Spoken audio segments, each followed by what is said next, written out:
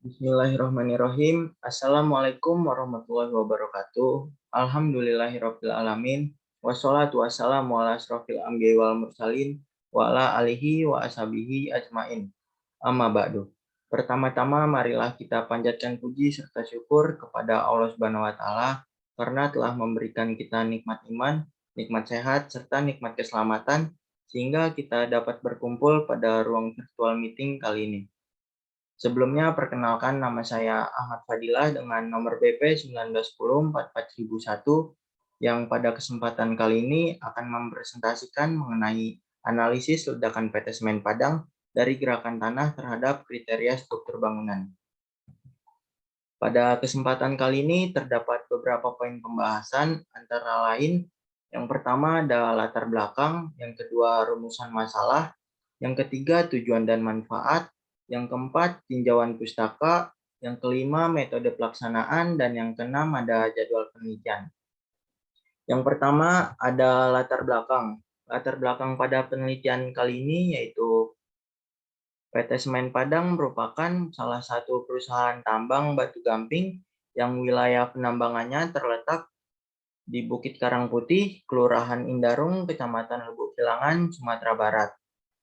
Yang dimana sistem penambangan yang diterapkan oleh PT Semen Padang adalah kuari.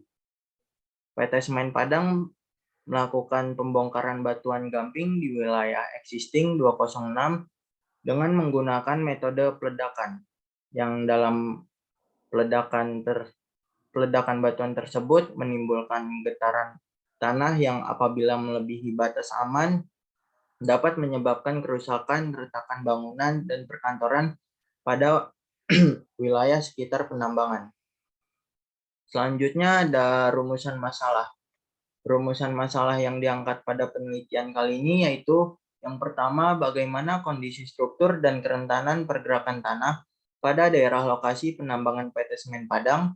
Yang kedua, berapa jarak aman faktor peledakan PT Semen Padang agar struktur bangunan di sekitar penambangan tidak terganggu.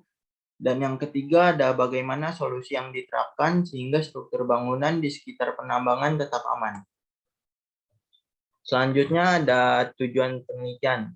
Tujuan penelitian kali ini ada beberapa poin. Yang pertama ada menganalisis struktur dan kerentanan pada pergerakan tanah terhadap lokasi penambangan PT Semen Padang. Yang kedua, mengidentifikasi jarak batas peledakan agar struktur pada bangunan di sekitar lokasi penambangan tidak terganggu. Yang ketiga, memberikan solusi terhadap keamanan ledakan PT Semen Padang terhadap struktur bangunan di sekitar penambangan. Selain tujuan, di sini juga terdapat manfaat penelitian. Antara lain, yang pertama itu memberikan informasi terkait struktur dan kerentanan pergerakan tanah pada lokasi peledakan PT Semen Padang. Yang kedua, memberikan informasi terkait batas jarak aman peledakan PT Semen Padang agar struktur bangunan sekitar penambangan tetap aman. Yang ketiga, memberikan solusi terhadap struktur dan kerentanan pergerakan tanah yang aman terhadap ledakan PT Semen Padang. Selanjutnya ada tinjauan pustaka yang diambil dari beberapa sumber pada penelitian kali ini. Menurut Karnawati, tahun 2005, terganggunya kestabilan tanah dapat disebabkan oleh gerakan tanah atau batuan yang menurun, dan ketidakstabilan tanah ataupun batuan penyusun dapat diakibatkan oleh beberapa aktivitas manusia seperti kegiatan penambangan, kegiatan pertanian, kegiatan perumahan, kegiatan pembuatan jalan, dan lain sebagainya. Dan pada penelitian kali ini, ketidakstabilan tanah ataupun batuan diakibatkan oleh aktivitas ledakan penambangan pada PT Semen Padang, yang salah satu faktor penyebab terjadinya pergerakan tanah adalah adanya getaran yang kuat. Penelitian kali ini menggunakan metode seismik refraksi yang merupakan metode dalam penentuan kerentanan suatu daerah serta struktur di bawah permukaan daerah tersebut.